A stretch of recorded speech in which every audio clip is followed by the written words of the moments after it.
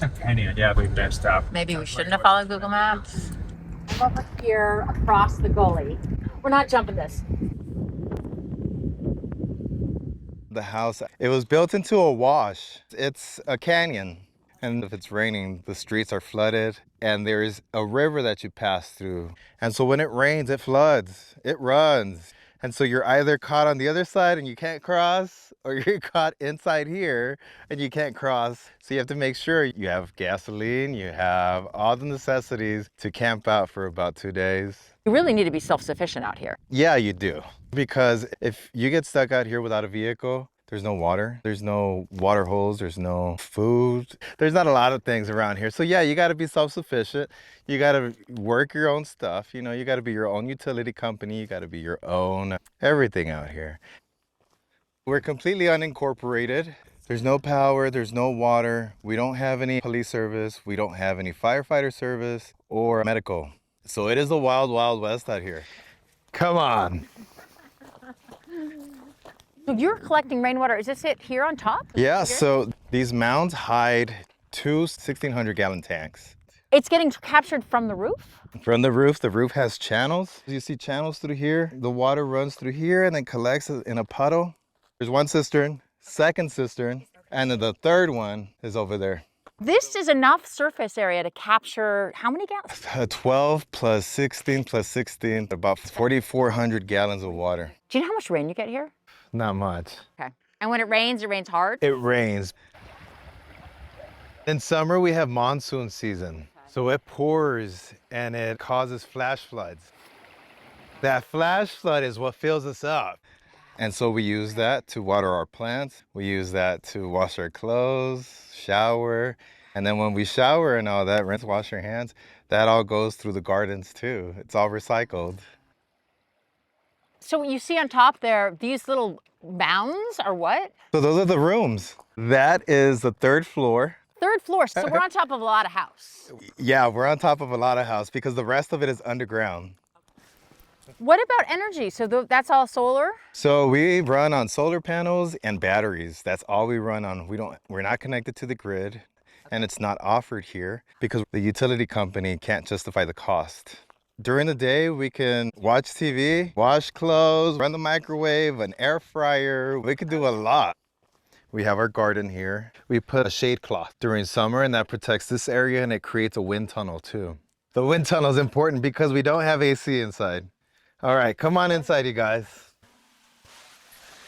And so you're walking into this is the 2nd floor. You're underground already. Okay. Yeah. And it feels so cool after being hot outside. It feels great. Yeah, no AC, nothing. Cool. So I have the doors open for the wind tunnel, the wind tunnel effect. Okay. And then I turn on the fans. Okay. That circulates the air. Wow, this is a big atrium. It's almost like a cathedral. Yeah, it's big. It gets hot here. Yeah. So when other people are using AC, how does this work? So it's underground, so it stays cooler. And then right behind you, we have, these are our air vents. These air vents have tubes that run about 6 feet underground. Then they go out into a pond. And then that pond sucks in that air and it goes through the tubes and it does this whole spinning thing. So in winter, it heats up the air, and in summer, it cools down the air. In an Earthship that was designed correctly, each one of these tubes is connected directly to the room. So each room has a tube, and that's how they're cooled down. And this is like a geothermal, because it's using air going through the earth and to cool it through the earth. Yeah, it's called natural air convection. There's configurations to it. I can open up these windows, and then that allows some of this to either cool, or heat up. And then the windows upstairs too, I could open those, and then that pulls even more air out of this. So it's pretty neat. It's uber comfortable in here during the winter, during spring, during fall. We can just open up the doors and it's great. Michael Reynolds is the original Earthship designer, architect. He engineered the Earthship to help people self-sustain. We are the largest Earthship in Arizona. Our Earthship is 4,800 square feet of living space. We are 3 stories. We collect 4,400 gallons of rainwater, And we produce electricity using solar panels and batteries. And then we grow our own food, vegetables, as well as protein sources. We have bananas, we got cabbage, spinach, zucchinis, beans, cucumbers. We're popping seeds for winter. This is a fig tree. This is a guava, the vines. This is a grape tree. These are two grape trees put together. When we moved in, none of this was here besides the structure. The original owner built it in '99, and in '08 he lost it. Then it was abandoned for a while. We sold our house, a regular house, and we ended up buying it. It was a construction site at first. We were using headlamps and we were camping. We had a barbecue in the kitchen. Full of black widows here. We are bombing it.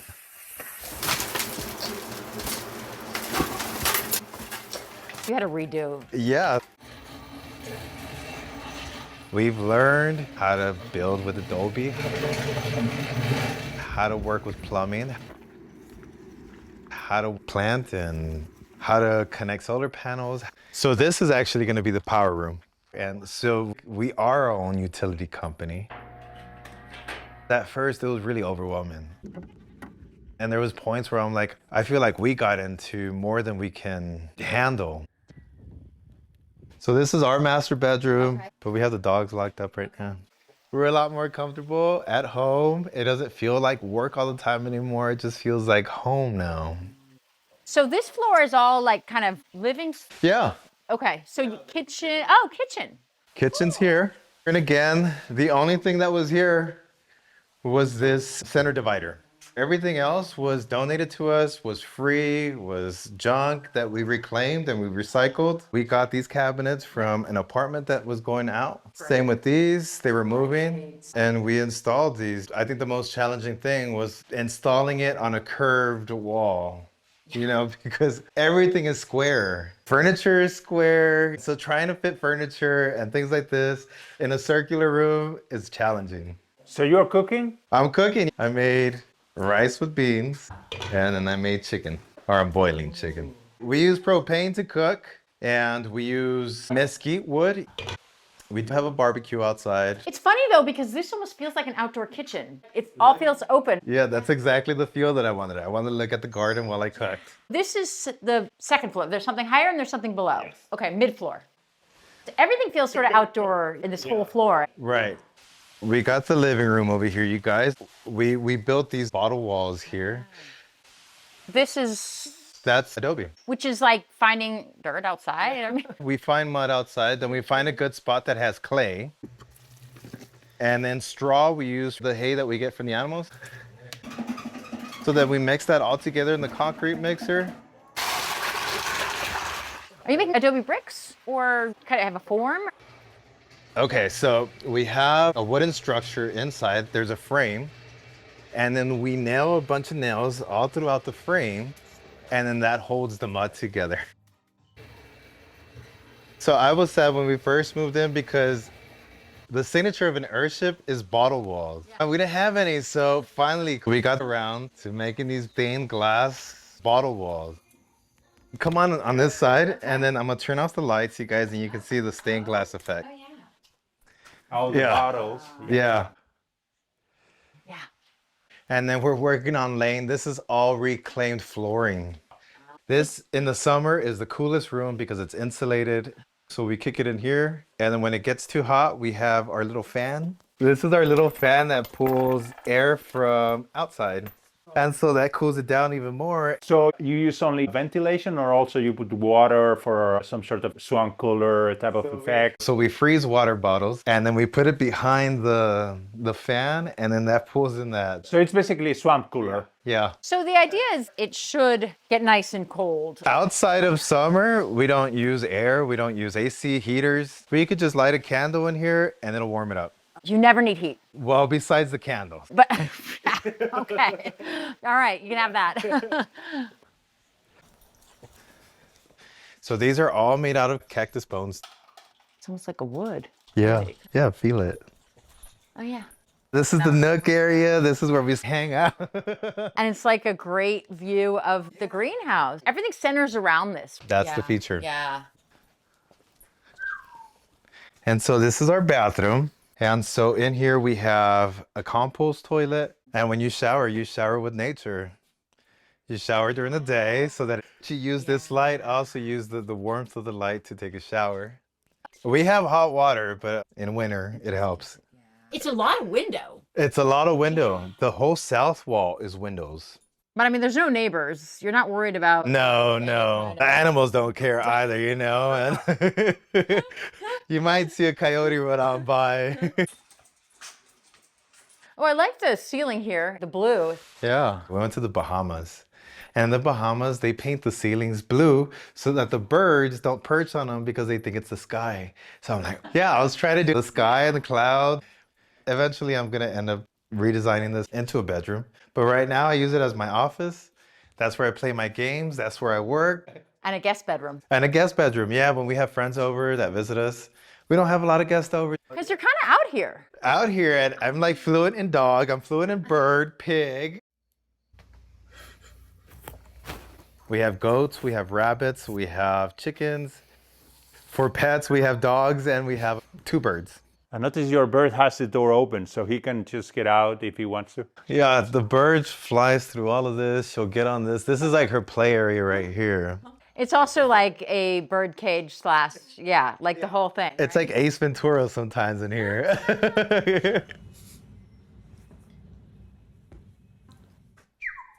And she's real sweet. She used to be my dad's, but my dad passed away and this is the last I have of him.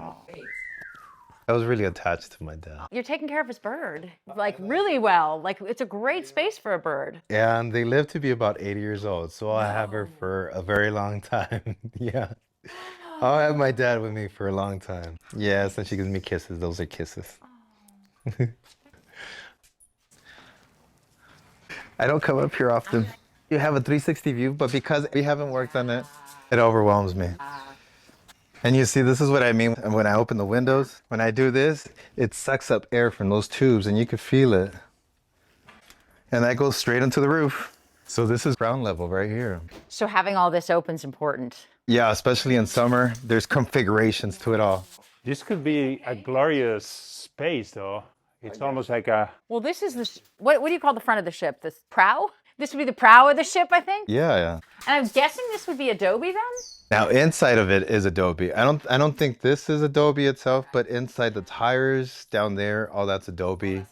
So this is going to be the hottest. This could be like a good middle winter room. Yeah, so we talked about making this the dehydrator room to dehydrate our veggies, our fruits, produce, meats.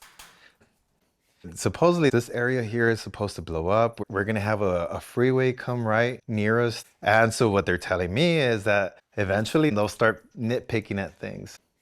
We also have the problem of getting the certificate of occupancy because of this one pillar. The county doesn't know what it's made out of, and it holds the weight, most of the weight from the beams. You mean they don't know the material? But that's our next challenge, is bringing everything up to code so that we could get the certificate of occupancy and the house doesn't get condemned.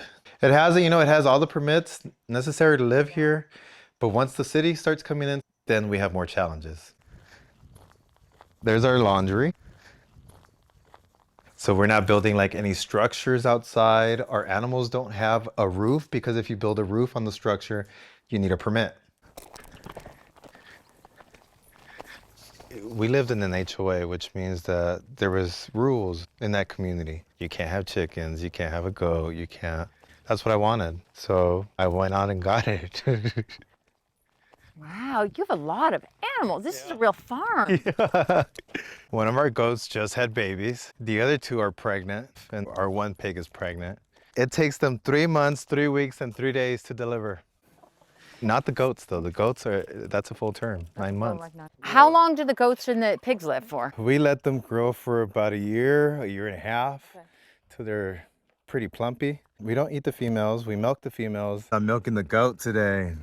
And I got a machine because I can't do it with my hands. Nigerian goats are known for their milk because it's sweeter. It's almost like cow milk with sugar. It tastes really good. We make cheese out of it We drink it. I make rice pudding out of it.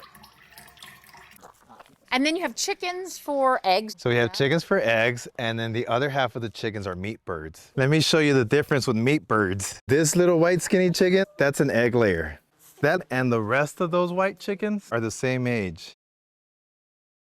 And they're about 12 weeks. That's it. That's it. So you get meat fast. Yeah, and if you don't butcher the chickens at that age, then they break a leg, they're too heavy. Oh, okay. So then they can't move. Oh, they're bred to So they're bred to be meat birds. Okay.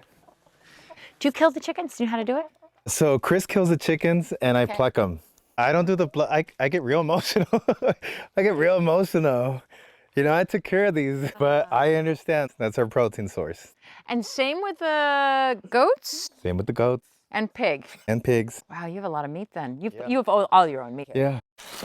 And then rabbits. Those are chinchilla. They are one of the biggest rabbits and they put out good meat. And then we use the fur. We make coats. No. Yeah, we stay warm. So you're really using the animal. Yeah. You really are. We're self-sufficient. You didn't know anything about farming, killing chickens, raising goats. I came from LA. It was a concrete jungle out there, you know. We're used to a supermarket, lots of traffic, and a lot of work. And so I moved to Arizona because I wanted a slower life. Let me show you the garden. I also struggled with addiction out there in LA. I was an alcoholic for 7 years, and I came to Arizona searching for recovery. I got recovery. And so we use water totes. Oh, yeah, you're growing a lot more here. Yeah. And so this plastic is, Yeah, the freeze came along and it destroyed a bunch of our corn. But it's a learning process, you know. These survived. Yeah, so we try to decentralize our food because if one fails, we need a backup. especially being this far away from a grocery store. Yeah, exactly. And so another challenge was that when we first moved in, we needed a lot of building supplies. We would go to people's houses when they were moving out and we'd start collecting. So this is our warehouse. Whatever they would give us. Oh, pipes. Pipes, we have electrical wiring. This was from a pool. Some of the stuff we just get. And you have to think of what you're going to use it for. Yeah. And then all the bottles that we're gonna use for the walls. That's the pond. Oh, Here are the tubes. for the air conditioning. Yeah. That's just like using the earth to cool your air. Yeah. It's just learning that science, how to do it. So it's a pretty big distance from there to the house. Not long enough, but it is a long distance. When we spoke to Michael Reynolds and his team, he said that the tubes weren't long enough to create the effect. So then my solution was to drop them in the water, coil them, and then bring them back out. Work in progress. The other cool part is that when it rains, that becomes a waterfall. So these are the channels that the water flows through, and then that corner is what creates the waterfall. God, the rock is so pretty with the land. It's the same color. It must just come from around here. Yeah, the rock is lava rock from the mountains. Yeah, we got a lot of work over here to finish, but isn't it beautiful? It's a really cool effect when it rains. So it sucks in the air. So if it's going over the water, that could help cool it. Yes, with the waterfall especially. So they just sort of plopped the house at the end of the wash. Yeah. Just kind of use that. They didn't have to dig, probably. It was probably just an easier way of. Yeah. This is in the wash, so basically the water used to flow right where the house is, just flow right through. So you're just trapping it, using it, and letting it come out again. Exactly. The water just remembers the shape of the earth. It really does flow with the land. All of it. Look at this view. This is the wash. All this becomes a river. When it rains hard, it's beautiful. Sometimes I feel like the Lion King, everything the sun touches, it's yours.